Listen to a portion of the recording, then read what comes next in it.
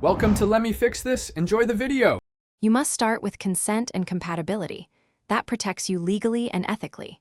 Once done, confirm your iPhone is updated and paired with AirPods or compatible earbuds.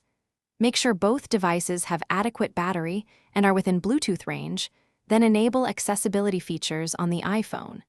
This sets you up to use Live Listen as an assistive listening tool or to place authorized calls via the Apple Watch. Do not attempt hidden monitoring. Always get permission first.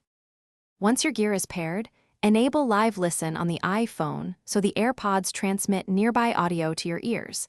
This is designed for hearing assistance and requires consent. Alternatively, place a normal call from the Apple Watch with the other party's knowledge to listen for environmental audio during a permitted conversation. Make sure to explain what you're doing and position the mic near the sound source. These approaches use built-in accessibility and call features rather than covert recording tools.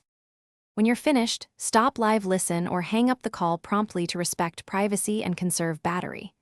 If audio is faint, make incremental adjustments. Raise the iPhone volume, move the microphone closer to the sound, and remove obstructions. If devices won't pair, restart the iPhone and Apple Watch, toggle Bluetooth, and repair your AirPods. That fixes most connectivity issues.